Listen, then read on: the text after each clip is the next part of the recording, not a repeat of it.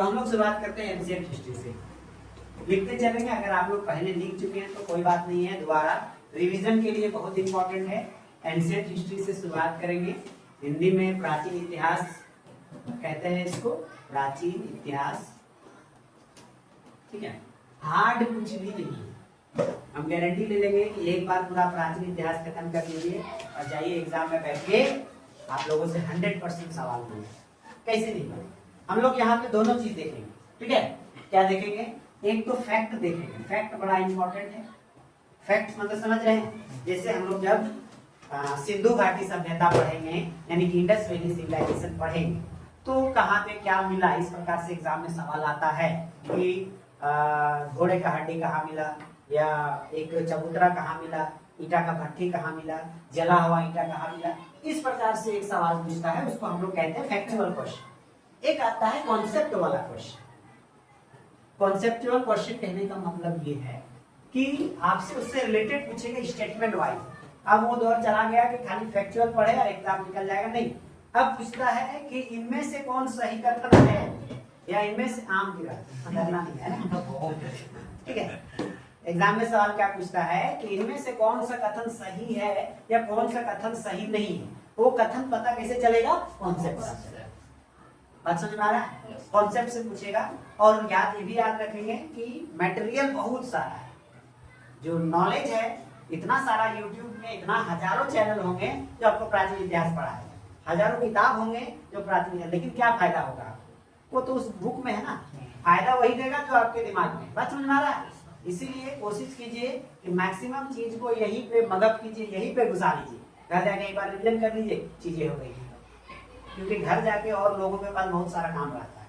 ठीक, तो हम लोग फैक्चुअल भी पढ़ेंगे और इसका कॉन्सेप्ट भी पढ़ेंगे। ठीक है, तो एंशिएंट हिस्ट्री यानी प्राचीन इतिहास, आप लोगों को इसमें हम एडी और बीसी वाला कॉन्सेप्ट ऑलरेडी बता चुके हैं। आपको पता है? नहीं पता, थोड़ा बहुत आप लोगों को तो हम बताए हुए कि एडी बीसी वाला कॉन्सेप्ट क्यों है। क्योंकि जब भी इतिहास पढ़िएगा तो आपको एडी वर्ड दिखाई पड़ेगा, बीसी वर्ड दिखाई पड़ेगा, सीसी वर्ड दिखाई पड़ेगा, बीसी वर्ड दिखाई पड़ेगा, है ना, सीई वर्ड दिखाई पड़ेगा। ये सब सारा अक्षर जो है आपको दिखाई पड़ेगा। हिंदी में क्या दिखाई पड़ेगा? तो ईस्वी दिखाई पड़ेगा, ईसा पूर्व दिखाई पड़ेगा, है ना। तो वो सब क्या चीज है, ये चीज हम ऑलरेडी एक बार आप लोगों को बता चुके थे। फिर भी रिवीजन के लिए हम जो है, ये बच्ची न्यू है तो इस चीज के लिए हम बता रहे हैं। ठीक है ना, अगर उतारना चाहेंगे तो अच्छी बात है, नहीं भी उतारेंगे तो कोई दिक्कत नहीं है। बस ये कॉन्सेप्ट दिमाग में रखना है, सिंपल सा चीज है, इसको समझ लेंगे, बहुत ईजी है। देखिए इस प्रकार से लाइन है, सिंपल सा, कहीं पे जीरो होगा, सिंपल है। जीरो से हम लोग ये हमको इसको राइट साइड मान लेते हैं और इसको लेफ्ट साइड मान लेते हैं। दो साइड तो सबका होगा, एक राइट साइड और लेफ्ट साइड। तो जीरो से जब भी हम लोग राइट साइड चलते हैं तो प्लस में चलते हैं, है कि नहीं। 1 2 3 4 5 6 7 dot dot dot unlimited number uncountable होते हैं। आप कितनों भी काउंट कीजिएगा वो चलता जाएगा। बात समझे? तो अभी करते करते हम लोग कहाँ पे हैं? 2025 में, 2025 में 26 जाएंगे, 27 28 29 30 जहाँ तक है लिमिटेड चले। ये 20 है, 2000 है तो 2100 हो जाएगा, 2200 हो जाएगा। ठीक है ना, इस प्रकार से ये चलती जाएगी, अनकाउंटेबल अनडिफाइंड। ठीक है, फिर जब हम लोग वापस आएंगे, जब हम लोग लेफ्ट साइड में चलते हैं तो हम लोग माइनस में चलते हैं, -1 -2 -3 -4, और ये भी कहाँ तक जाएगा? किसी को नहीं पता, है ना। ये भी कहाँ तक जाएगा? 2 लाख 5 लाख 20 हजार, माइनस में किसी को कुछ भी नहीं पता, समझिए। तो जब मुख्य रूप से जो इतिहास का उद्गम हुआ है वो यूरोप से ही हुआ है। यूरोप यानी कि जो मुख्य रूप से देश, जर्मनी, फ्रांस, पुर्तगाल, है ना, यूनाइटेड किंगडम, ये सब जितना जो रशिया का कुछ पार्ट, ये सब सारा का सारा मुख्य रूप से क्या है? यूरोप कंट्रीज कहलाते हैं। तो जो हम लोगों का इतिहास का, हिस्ट्री का उद्गम हुआ है, शुरुआत हुआ है, वो मुख्य रूप से वहीं से हुआ है। तो लोगों के अंदर ये क्या कहते दिक्कतें आ गई कि हम लोग इतना बड़ा चीज है, इतना बड़ा इतिहास है, उसको बांटेंगे कैसे? तो उसको बांटने के लिए क्या किया गया कि एक पॉइंट माना गया जहां पे जीरो। ये जीरो को आमतौर पे माना जाता है ऐसा कि जीरो के आसपास में जीसस क्राइस्ट, है ना, क्रिश्चियन धर्म के जो भगवान है, गॉड है, जीसस क्राइस्ट का जन्म जो है वो जीरो के आसपास हुआ था। ठीक है ना, एक्चुअल में जीरो में नहीं हुआ है, हाँ बस माना गया है कुछ लोग कहता है 76 एडी में हुआ है, अलग अलग है। आप सोच के देखिए कि इतिहास में हम लोग ये चीज को मान के चलिए, जो भी पढ़ रहे हैं उसमें 10% सच्चाई रहता है और 90% हवाई बातें चलती है और हवाई बातों पे ही चीजें आगे बढ़ती है। हाँ, कुछ का एकदम 100% प्रूफ भी रहता है, ऐसा बात नहीं। जैसे खोद के निकाले तलवार मिल गया, मतलब तलवार होगा, उसमें क्या गलत कह रहा है, बात समझ में आया। लेकिन कुछ लिखा हुआ भी मिलता है कि इलाहाबाद में जो समुद्रगुप्त थे उनके एक कोर्ट पोएट हुआ करते थे, जाहिर सी बात है जो कवि हुआ करता था, राजा के बारे में तो बढ़ा चढ़ा के लिखे है ना। राजा एक इधर एगो से और इधर बाघ लेके चलते थे, तो होता है ना। तो वो सब बातें जो है मनगढ़ंत कहानियां, बातें, और सारा महाकाव्य वगैरह जो है वो सब अलग चीजें हम लोग समझेंगे, ठीक है।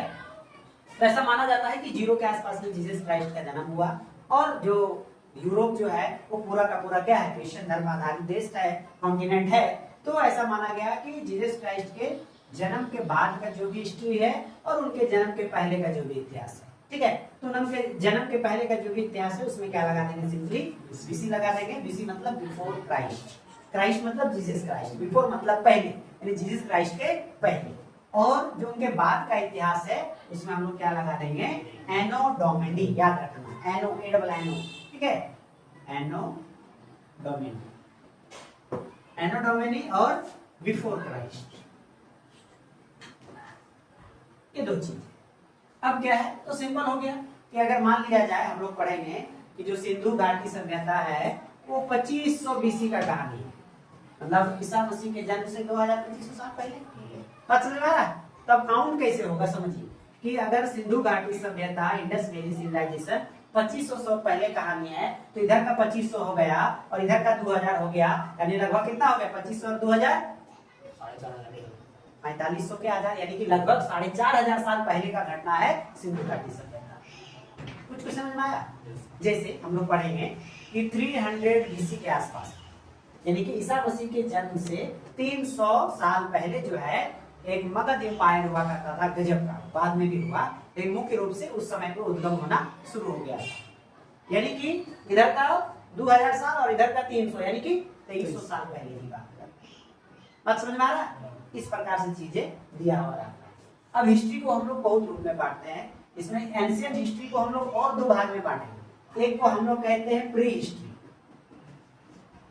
Pre history. अच्छा, कुछ शब्द ऐसा है जिसको आप अंग्रेजी में ही जाने तो बेहतर है, ठीक है। और एक होता है प्रोटो हिस्ट्री, प्रोटो हिस्ट्री। ये दोनों एंशिएंट हिस्ट्री का ही पार्ट है, ठीक है। एक होता है प्री हिस्ट्री। अच्छा, ये समझ गए ना आप लोग, इसमें कोई बहुत बड़ा और चीज नहीं है। अच्छा हाँ, इसमें और एक चीज बता दें कि जो एडी है अब वो क्या हो गया है, बीसी ई, सी हो गया है। एडी जो है वो सी हो गया है और बीसी जो क्या हो गया है, बीसी हो गया। वो क्यों हो गया है, क्योंकि ये रिलीजियस था, धर्मनिरपेक्षता होने के लिए जो है इसको, जो एडी था वो सी फॉर कॉमन एरा, कॉमन किसको माना गया, 0 को माना गया, ठीक है। बीसी माने बिफोर कॉमन एरा, इसमें कॉमन कौन हो गया, 0। अच्छा नहीं है, यही चीज है यहाँ पे और कुछ भी नहीं, ठीक है। चलिए अब आप लोग इसमें आते हैं, आप लोग लिखना चाहें तो इसको लिखिए, एक प्री हिस्ट्री और एक प्रोटो हिस्ट्री, ठीक है। देखिए टॉपिक क्या है, प्री हिस्ट्री।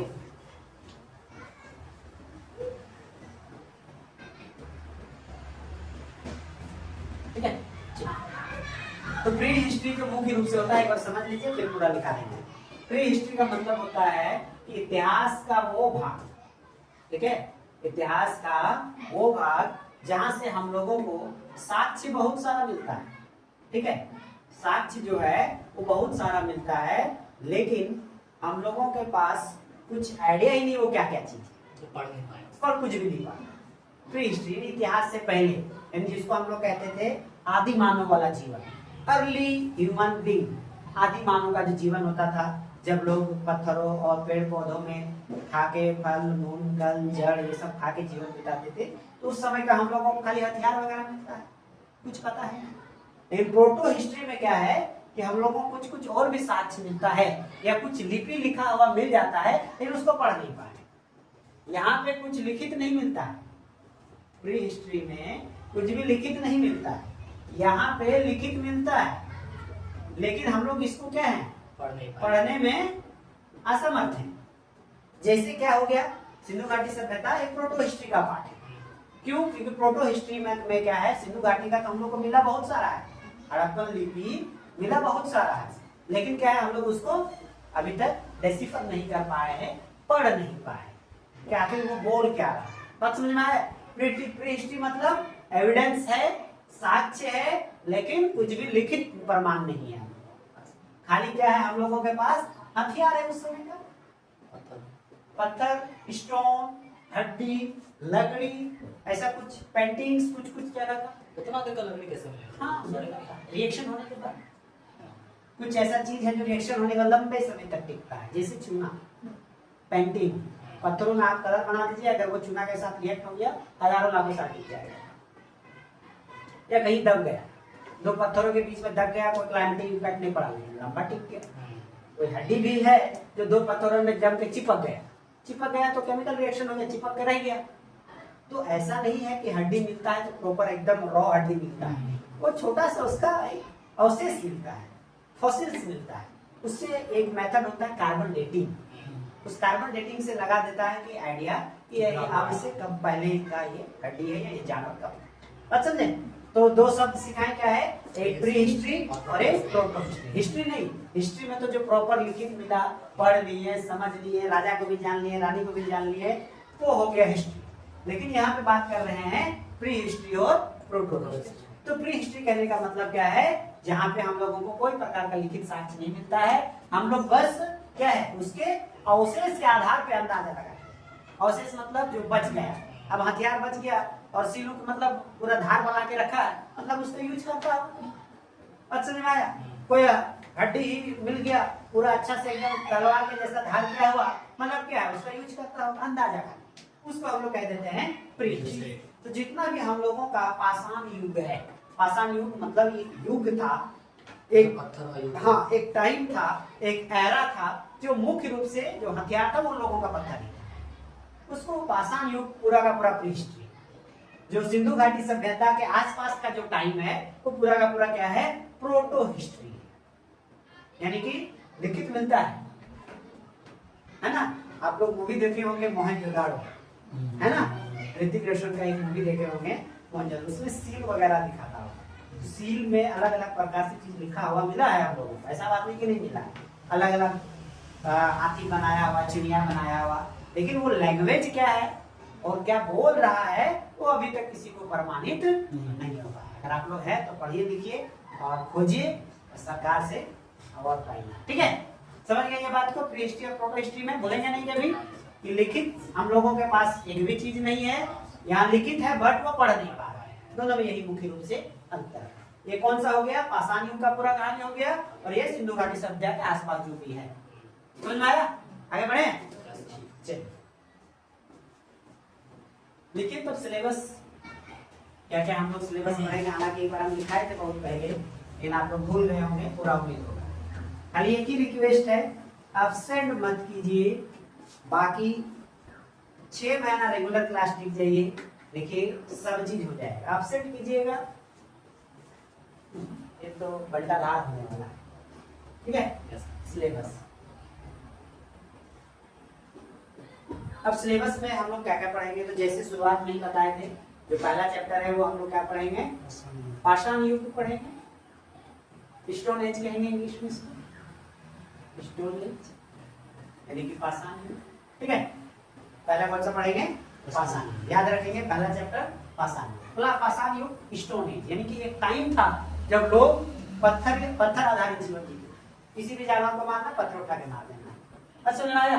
वो पूरा का पूरा युग लोग मुख्य रूप से क्या हुआ करते थे, शिकारी हुआ करते थे, हंटर गैदरर्स हुआ करते थे, भोजन को किसी तरह करके, लेकिन इंसान का जो सबसे पहला जरूरत है वो है भोजन।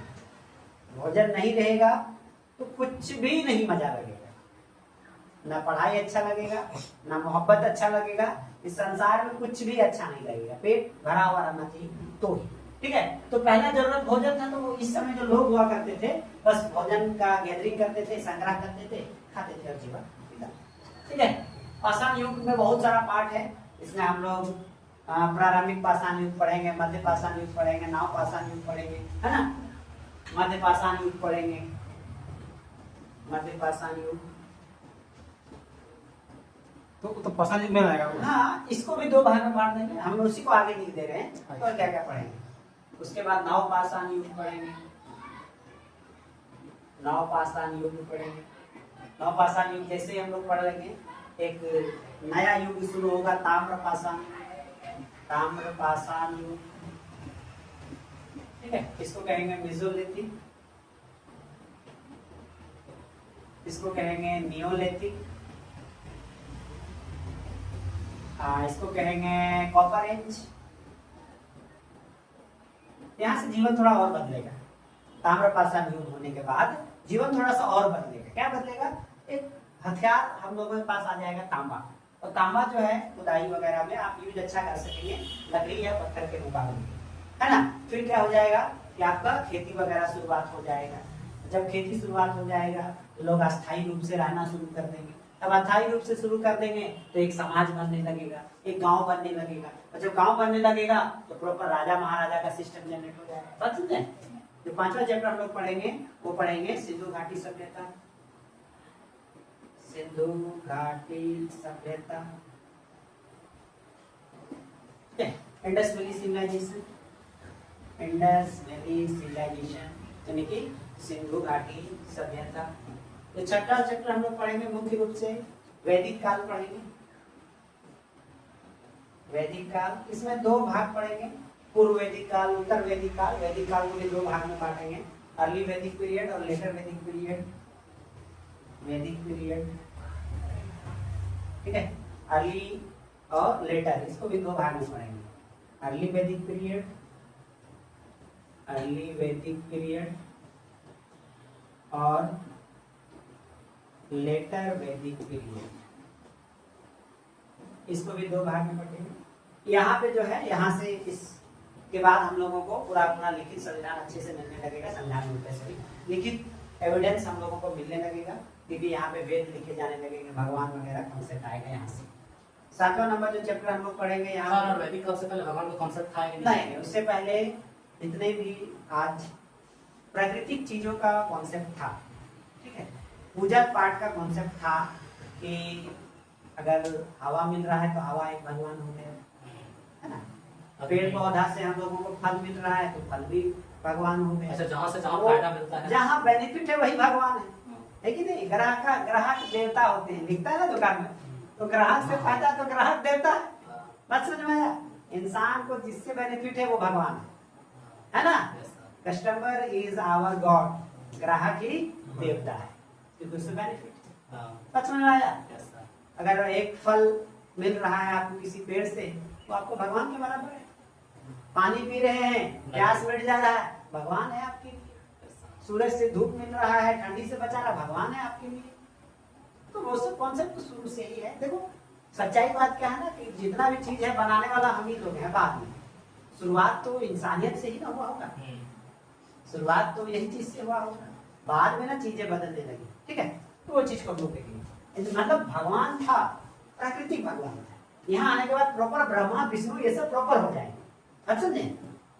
इसी टाइम में जो महाभारत वगैरह का जो कांड है वो इसी टाइम का पार्ट है। वैदिक पीरियड के जस्ट आगे पीछे का टाइम में ही क्या है कि महाभारत हो गया, रामायण हो गया, जो राम युग कहते हैं हम लोग, राम युग इसी के पहले का टाइम का है, इसमें नहीं।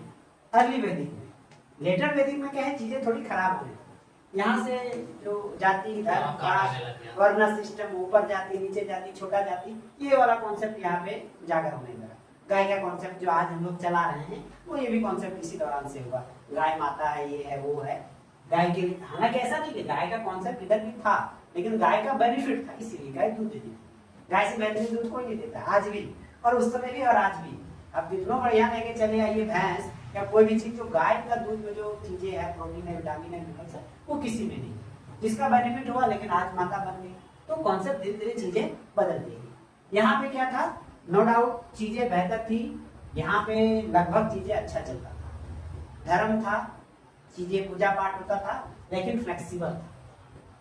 अगर हमको इससे उसमें जाना है जा सकते हैं, कोई रोक टोक नहीं। बैलेंस सोसाइटी, हाँ बैलेंस सोसाइटी था, लेकिन धीरे धीरे अनबैलेंस हो गया, और अनबैलेंस हो गया तो आज तक ठीक नहीं हुआ। आज तक गड़बड़े है हम लोग का इसमें, और ठीक होगा भी नहीं, क्योंकि हम लोग अब धीरे धीरे और क्या हो रहे हैं, और धार्मिक होते जा रहे हैं। और जब व्यक्ति बहुत अधिक धार्मिक हो जाता है तो धर्म आदमी को क्या कर देता है, अंधा कर देता है, और अंधा आदमी किसी काम का नहीं है। बात समझ में आया? चलिए आगे बढ़िए। तो वैदिक काल जब पढ़ लेंगे हम लोग, तब हम लोग क्या करेंगे, एक नया काल की ओर बढ़ेंगे, जिसमें हम लोग कहेंगे मगध। मगध पढ़ेंगे हम लोग। इसी मगध में महाजनपद मुख्य रूप से पढ़ेंगे, इसको महाजनपद ही कर लेते हैं। मगध तो पार्ट है उसका, महाजनपद, ठीक है, महाजनपदाज ऐसा लिखा था इंग्लिश, ठीक है। महाजनपद पढ़ लेंगे, इसमें मगध, मौर्य, इसी में हाँ मौर्य इसी में पढ़ेंगे। इसी बीच में हम लोगों का दो नए धर्मों का उद्गम होगा, एक बौद्ध धर्म का उद्गम होगा, है ना, और दूसरा जैन धर्म का उद्गम होगा। ये दो धर्मों का उद्गम भी हम लोग इसी के आसपास में होगा। और क्यों होगा, क्योंकि यहाँ पे जाति प्रथा टॉप में चला जाता, वर्ण सिस्टम यानी कि ब्राह्मण वाला सिस्टम, क्षत्रिय, वैश्य, शूद्र वाला सिस्टम टॉप में चला जाता है। तो ये जो धर्म आता है, यहाँ पे ऐसा कुछ भी नहीं था, तो लोगों को जहाँ बेनिफिट हो जाएगा लोग वही मूव हो जाएंगे। लोग कहते हैं कि धर्म परिवर्तन अच्छा बात नहीं है, अरे मेरा पसंद है, हाँ फोर्सफुली अच्छा बात नहीं है, लेकिन अगर किसी का पसंद है, हमको किसी धर्म का कोई चीज पसंद आ गया, क्यों नहीं मूव करेंगे, 100% करेंगे। आज झारखंड के आदिवासियों को क्रिश्चियन धर्म बहुत अच्छा लगा है, मूव कर रहा है, हालांकि नहीं करना चाहिए, उसको अपने कल्चर को, अपनी संस्कृति को बचाना चाहिए, लेकिन लगता है कि नहीं यहाँ क्रिश्चियन धर्म में जाएंगे तो मेरा विकास होगा, तो लोग मूव कर जाएगा। समझ में आया? फोर्सफुली नहीं। हाँ जैन धर्म, बौद्ध धर्म जब पढ़ लेंगे हम लोग, तो फिर चीजें बदलेगी। महाजनपद वगैरह इसमें मौर्य वगैरह पढ़ेंगे। एक दो विदेशी आक्रमण भी होता है, तो उसको भी हम लोग देखेंगे, ठीक है, विदेशी आक्रमण को भी देखेंगे हम लोग। और विदेशी आक्रमण को देखेंगे यानी कि फॉरेन इन्वेजन होगा। हम लोग 10वां नंबर में गुप्त काल के बारे में स्टडी करेंगे। गुप्त काल को भी दो भाग में बांटेंगे, विदेशी यानी फॉरेन इन्वेजन, फॉरेन इन्वेजन, ठीक है, गुप्त काल यानी गुप्ता पीरियड। आखिरी नंबर जो 11वां नंबर चैप्टर पढ़ेंगे हम लोग, वो हर्षवर्धन पढ़ेंगे, हर्षवर्धन काल या हर्षवर्धन पीरियड। मुख्य रूप से हम लोग ये 11 चैप्टर पढ़ेंगे हम लोगों का प्राचीन इतिहास, ठीक है।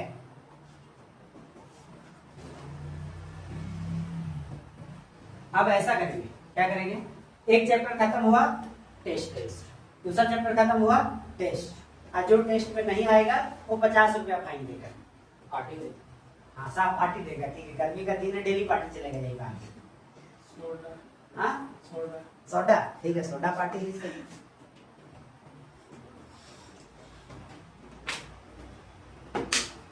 ठीक है, तो ये हम लोगों का सिलेबस है। कल हम आप लोगों से पहले सिलेबस पूछेंगे, ये सिलेबस याद चाहिए हमको, ठीक है, इसके बाद क्या है क्रोनोलॉजी वाला चीज हम पूछेंगे, याद होना चाहिए। फिर हम लोग कल से स्टोन एज में शुरुआत करेंगे। बस आप लोग क्या मत कीजिए, और अब हम भी कहीं दिल्ली, मुंबई, चेन्नई नहीं जाने वाले हैं, अभी 8-9 महीना एकदम रेगुलर स्टेबल रहेंगे, ठीक है ना। चलिए ठीक है, तो आज का सवाल यहीं समाप्त करते हैं।